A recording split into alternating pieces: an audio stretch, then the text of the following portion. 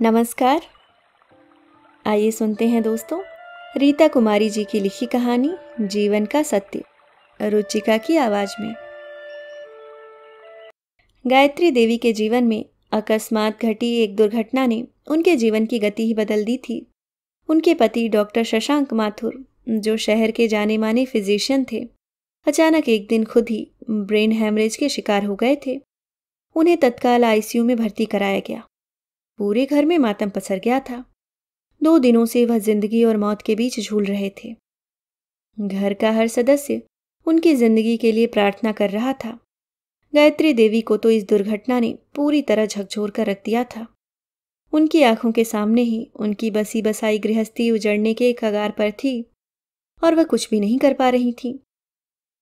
अब उन्हें सिर्फ भगवान का ही सहारा था। उन्होंने तत्काल ब्राह्मणों को बुलवाकर महामृत्युंजय का जाप शुरू करवा दिया था। डॉक्टर शशांक अपने घर के एक मजबूत स्तंभ थे, जिस पर उनका पूरा परिवार टिका था। उन्होंने अपने जीवन में पैसा, शोहरत, मान सम्मान सब कुछ अपने बलबूते पर हासिल किया था, लेकिन हमेशा सजग रहे कि उनके पैसों का गलत उपयोग कर उनके बच्चे रास्ते से भटक न जाएं। उन्होंने हमेशा अपने घर में कठोर अनुशासन बनाकर रखा। कठोर अनुशासन में पले उनके दोनों बेटे मयंक और नवीन और बेटी सुगंधा काफी आज्ञाकारी संतान थे। वे अपने पिता से इतना डरते थे कि अपनी बातें उन तक पहुंचाने के लिए भी अपनी माँ का सहारा लेते, पर खुद बोलने की हिम्मत नहीं करते। माँ भी सिर्फ उनकी बातें पिता के सामने रखती थी, चाह कर भी मनवा नहीं पाती। गायत्री देवी का अपने घर पर एक छत्र राज्य था, फिर भी पति के फैसले के विरुद्ध जाने की उनकी भी कभी हिम्मत नहीं होती। उन्हें बच्चों पर इतना कठोर अनुशासन पसंद नहीं था, पर अपने बच्चों की उन्नति देख चुप रहती। बड़ा लड़का मयंक मेडिकल की पढ़ाई पूरी कर डॉक्टर शशांक के साथ मिलकर उनका क्लिनिक संभाल रहा था। छोटा बेटा नवीन और बेटी सुगंधा भी रांची मेडिकल कॉलेज में पढ़ रहे थे। 2 महीना पहले ही मयंक की शादी हुई थी। बहू भी पटना मेडिकल कॉलेज के फाइनल ईयर में थी। सब कुछ डॉक्टर शशांक के सोच के अनुसार हो रहा था कि अचानक यह विपदा आन पड़ी थी। डॉक्टर शशांक के इस तरह बीमार पड़ने से घर की चूल हिल गई थी। घर से लेकर हॉस्पिटल तक डॉक्टर शशांक को देखने और उनके विषय में जानने के लिए लोग आते रहते। गायत्री देवी का दिन रात हॉस्पिटल में ही गुजरता। सभी आने जाने वालों को एक ही बात बताते हुए कि कैसे डॉक्टर शशांक बीमार हुए और उसके बाद क्या क्या हुआ। बस थोड़ी देर के लिए घर आ पाती, खाने और स्नान करने के लिए। किसी तरह उनका बेटा मयंक पूरा क्लिनिक संभाल रहा था। बहू भी घर, हॉस्पिटल और अपनी पढ़ाई के बीच उलझी रहती। घर की जिम्मेदारियां और खर्चों का बोझ अब सीधे सीधे मयंक पर आ गया था। वह माँ की सलाह से किसी तरह घर चलाता था। खैरियत यही थी कि डॉक्टर शशांक के सारे अकाउंट्स गायत्री देवी के साथ ज्वाइंट थे। क्योंकि पैसे का खर्च काफ़ी बढ़ गया था, तेजी से डॉक्टर शशांक के अकाउंट खाली हो रहे थे। तरह तरह के उलझनों के कारण घर के लोगों की तत्परता डॉक्टर शशांक के लिए कम होने लगी थी। अब गायत्री देवी को हॉस्पिटल से ज़्यादा घर की चिंता रहने लगी थी। उनके नहीं रहने से पूरा घर अस्त व्यस्त हुआ जा रहा था। खर्च बेलगाम होने लगे थे। देखते देखते पूरा महीना निकल गया। तब जाकर कहीं डॉक्टर शशांक को होश आया तो पूरे परिवार में खुशी की लहर दौड़ गई। पर वह खुशी भी ज़्यादा देर तक टिक नहीं सकी, क्योंकि उनका आधा अंग लकवाग्रस्त हो गया था। एक बार फिर पूरा घर शोकाकुल हो उठा। अब ज़्यादा दिनों तक गायत्री देवी घर बहू के सहारे नहीं छोड़ सकती थी। घर संभालना बहू के वश की बात नहीं थी। तीज का पर्व भी करीब आ गया था। घर में चाहे जितनी परेशानियां रही हों, पर धर्म कर्म को तिलांजलि नहीं दी जा सकती। बहू की पहली तीज थी। अपने लिए ना सही, बहू के लिए तो नए कपड़े, फल, मिठाइयाँ तो लेने ही होंगे।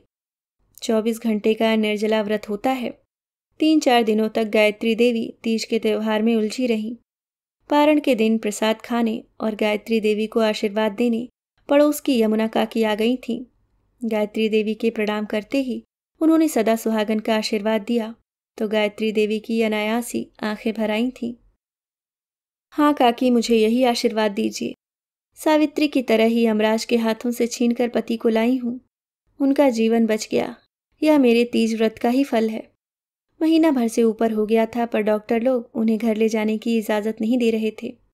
कभी कभी अचानक उनकी हालत नाजुक हो जाती थी। गायत्री देवी की उम्र हो चली थी। घर और हॉस्पिटल के बीच की भागदौड़ उनके लिए भी संभव नहीं हो पाती थी। नवीन और सुनंदा को भी पटना में रोककर नहीं रख सकती थी। उनकी पढ़ाई का नुकसान हो रहा था। डॉक्टर शशांक को हॉस्पिटल स्टाफ के सहारे छोड़कर वह घर परिवार की देखभाल में जुट गई थी। अब तो रुपयों की चिंता भी सताने लगी थी, क्योंकि खर्च बढ़ गया था और आमदनी काफ़ी कम हो गई थी। अभी तक तो मयंक माँ की सलाह से घर चला रहा था, लेकिन बदलता समय उसे निरंकुश बनाने लगा था। दवाइयों और हॉस्पिटल के ऊपर होते अत्यधिक खर्च को कम करने के लिए उसने फैसला किया कि डॉक्टर शशांक को घर ले आएगा। माँ के मना करने के बाद भी वह उन्हें घर ले आया। घर आने के बाद भी खर्च कुछ ज़्यादा कम नहीं हुआ। परिचित डॉक्टरों को भी बुलाने पर वे अच्छी खासी रकम मांगने लगे थे। तब मयंक ने किसी एक्सपर्ट को बुलाने के बदले खुद ही उनका इलाज करने का फैसला किया।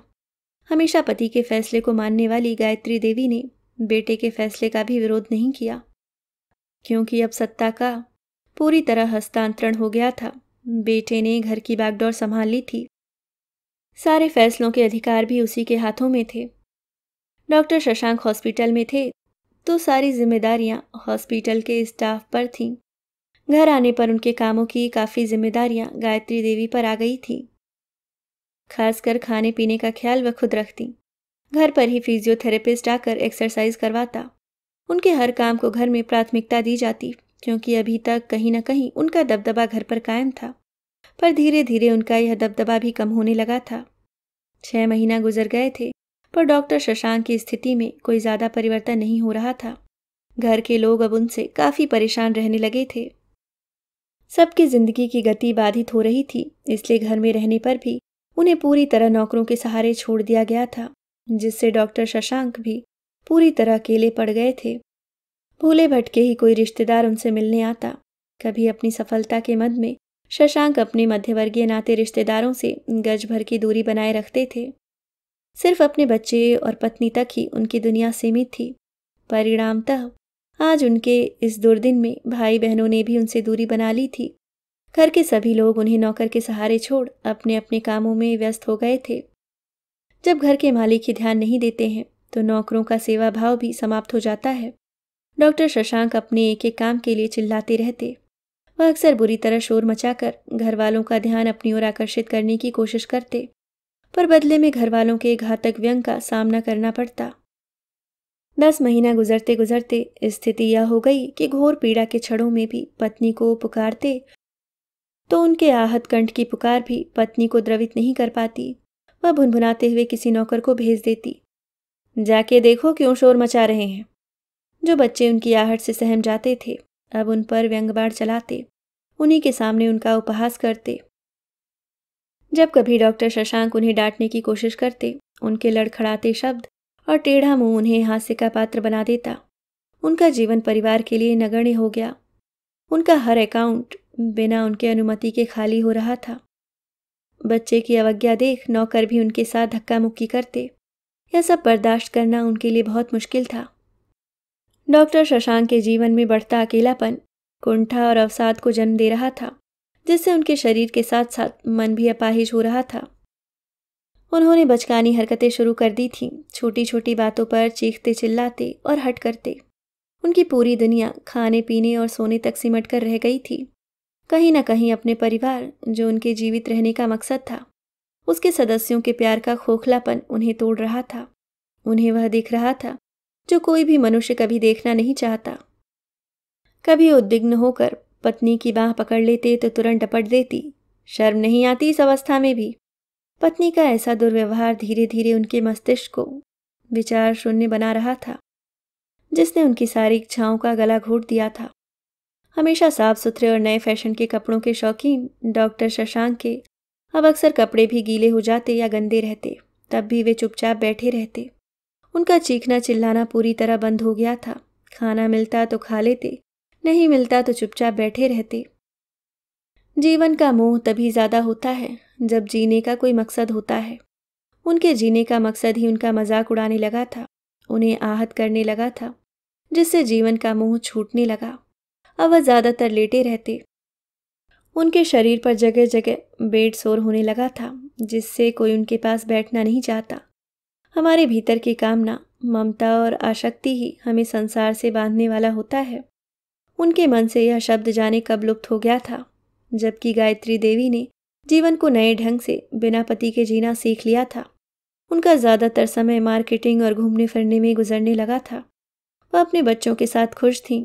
बड़े ही निर्ममता से पति को नौकरों के सहारे छोड़कर उन्होंने अपने जीवन के उस महत्वपूर्ण अध्याय को एक तरह से समाप्त कर दिया था। डॉक्टर शशांक को बीमार पड़े पूरा 1 साल से ज़्यादा हो गया था। फिर से तीज व्रत आ गया। हमेशा की तरह पारण के दिन इस बार भी यमुना काकी ने आकर उन्हें सदा सुहागन का आशीर्वाद दिया तो गायत्री देवी खुश होने के बदले अपनी आंखें भिगोते हुए बोली, नहीं काकी, अब तो उनका दर्द मुझसे देखा नहीं जाता। उन्हें इस पीड़ा से मुक्त करने के लिए ईश्वर से प्रार्थना कीजिए।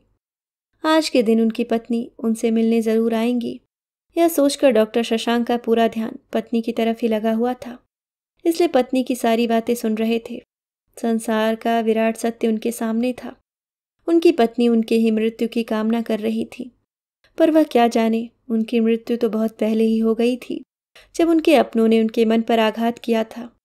जिस संगिनी के साथ कभी उन्होंने अपने सुख दुख बांटे थे, वही आज हृदयहीन बनी उनकी मुक्ति की कामना कर रही थी। जितनी ही उनकी जीवन संगनी जिंदगी की तरफ उन्मुख हो रही थी, दबे पांव मृत्यु उनके करीब आ रही थी। पूरे साल भर से जिंदगी का इंतजार करते करते अचानक वह मृत्यु का इंतजार करने लगे थे। अभी आप सुन रहे थे रीता कुमारी जी की लिखी कहानी जीवन का सत्य। उम्मीद करती हूँ दोस्तों कहानी आपको पसंद आई होगी। धन्यवाद।